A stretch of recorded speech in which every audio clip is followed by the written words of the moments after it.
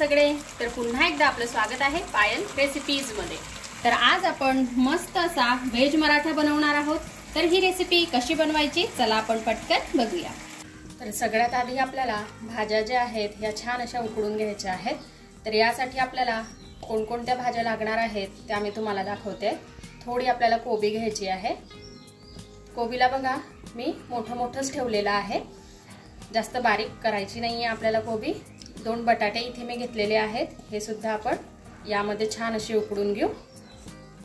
त्याचबरोबर इथे मी 1 गाजर घेतलेला आहे, हे सुद्धा आपल्याला यामध्ये हलकसं उकडून घ्यायचं आहे। अर्ध मी इथे बीट घेतलेला आहे, हे सुद्धा आपण यामध्ये छान असं उकडून घेऊया। थोडी शिमला मिरची आपल्याला यामध्ये उकडून घ्यायची आहे, इथे मी 1 शिमला मिरची घेतलेली आहे। आता हे सर्व आपल्याला हलकसं उकडून घ्यायचं आहे। आपण यावर झाकण ठेवून घेऊ आणि याला छान असं उकडून घेऊ। कितपत उकडायचं आहे ते मी तुम्हाला नंतर दाखवणारच आहे, त्यासाठी व्हिडिओ पूर्ण बघा। तर इथे आपल्या ज्या भाज्या आहेत या आपण चेक करून घेऊ। बघा कोबी जी आहे ही छान अशी झालेली आहे, त्याचबरोबर बटाटा सुद्धा छान असा झालेला आहे। हे आपल्याला यापेक्षा जास्त शिजवायचं नाहीये। आता आपण गॅस बंद करून घेऊया आणि सर्व गोष्टी ह्या बाहेर काढून घेऊया। आता ज्या भाज्या आपण बाहेर काढून ठेवलेल्या आहेत त्या बऱ्यापैकी थंड झालेल्या आहेत। त्या आपल्याला अशा प्रकारे किसणीच्या साहाय्याने थोड्याशा किसून घ्यायच्या आहेत। हे बघा वरती जे राहतंय ते सुद्धा आपण अशा प्रकारे खाली टाकणार आहोत, म्हणजे खूप आपल्याला यांना बारीक करायचं नाहीये। बटाटा किंवा आपली जी कोबी आहे हे पण आपल्याला हे बघा अशा प्रकारे जाड मोठंच ठेवायचं आहे। तुम्ही स्मॅशरच्या साहाय्याने जरी हे केलं तरी चालेल किंवा अशा प्रकारे किसणीवरती जरी केलं तरी चालेल। आता आपण कोबी सुद्धा अशाच प्रकारे करून घेऊ। हे बघा तुम्ही बघत असाल असे छोटे छोटे तुकडे याचे राहायला पाहिजे। तर बघा इथे सर्व ज्या भाज्या आहेत या मी छान अशा स्मॅश करून घेतलेल्या आहेत किंवा किसून घेतलेल्या आहेत। यामध्ये आता आपल्याला काही मसाले घालायचे आहेत।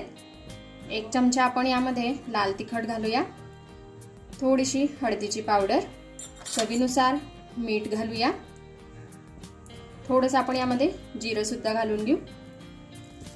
आता हे आपल्याला आधी छान असं मिक्स करून घ्यायचं आहे, म्हणजे सर्व जे मसाले आहेत हे छान असे एकजीव होतील। तर इथे सर्व ज्या आपल्या गोष्टी आहेत ह्या छान अशा मिक्स झालेल्या आहेत। आपण यामध्ये जे बीट घातलेलं होतं त्यामुळे याला सुंदर असा कलर सुद्धा आलेला आहे। आता थोडं आपल्याला यामध्ये बेसन पीठ घालायचं आहे, जितकं यामध्ये बसेल तितकंच बेसन पीठ आपल्याला यामध्ये घालायचं आहे। सुरुवातीला यामध्ये मी 3 चमचे बेसन पीठ घालून घेते आणि याला मिक्स करून घेऊ आपण, म्हणजे याला बाइंडिंग येते की नाही हे आपल्याला चेक करायचं आहे। वाटलं तर आपण 1-2 चमचा बेसन पीठ पुन्हा घालूया, हो लागेलच आपल्याला बेसन पीठ। पुन्हा यामध्ये मी 3 चमचे बेसन पीठ घालून घेतलेला आहे।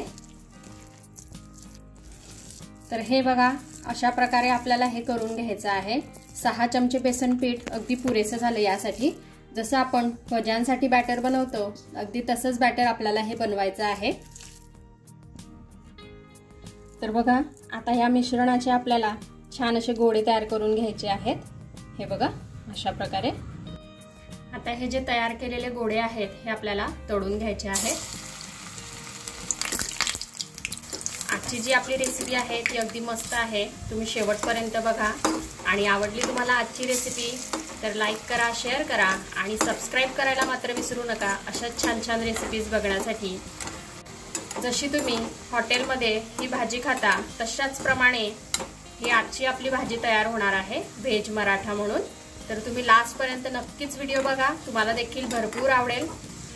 बघा इथे हे छान असे तळून झालेले आहेत, आपण हे काढून घेऊ आणि अशाच प्रकारे बाकीचे सर्व जे गोळे आहेत हे आपण तळून घेऊया। तर इथे मंद आचेवर मी सर्व गोळे छान असे तळून घेतलेले आहेत। आता आपल्याला पॅन मध्ये तेल घालून घ्यायचं आहे। जवळपास 5 ते 6 चमचे मी इथे तेल घातलेलं आहे। आता आपल्याला तेलामध्ये काही खडे मसाले घालायचे आहेत। 4-5 लवंग, नंतर मिरे, दगडी फूल, थोडीशी दालचिनी, 2 तेजपान मी इथे घेतलेले आहेत, थोडीशी आपल्याला जावित्री यामध्ये घालायची आहे। आता यामध्ये आपल्याला थोडासा कढीपत्ता, इथे मी एक हिरवी मिरची घेतलेली आहे जाड, आणि 2 कांद्याची इथे मी पेस्ट करून घेतलेली आहे। त्याचबरोबर आपल्याला यामध्ये अद्रक आणि लसूणची पेस्ट घालायची आहे। पाणी घालून मी हे छान असं बारीक करून घेतलेलं आहे। आता या सर्व गोष्टी आपण यामध्ये घालूया।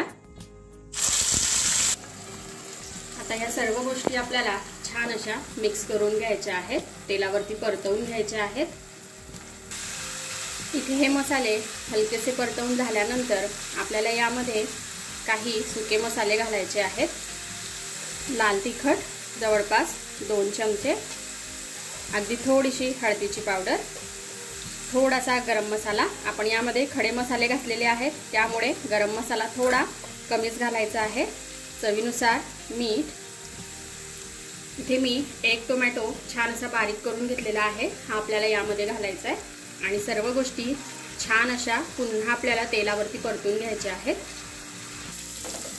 तर बघा इथे आपला जो मसाला आहे हा छान असा परतवून झालेला आहे। इतपत आपल्याला हा परतवून घ्यायचा आहे। तुम्ही बघू शकता आजूबाजूने याला तेल सुटायला सुरुवात झालेली आहे। मसाल्याचा मस्त असा सुगंध सुटलेला आहे। आता यामध्ये आपण जे गोळे आपण तयार करून ठेवलेले होते ते घालायचे आहेत आणि छान मसाल्यामध्ये कोट करून घ्यायचे आहेत।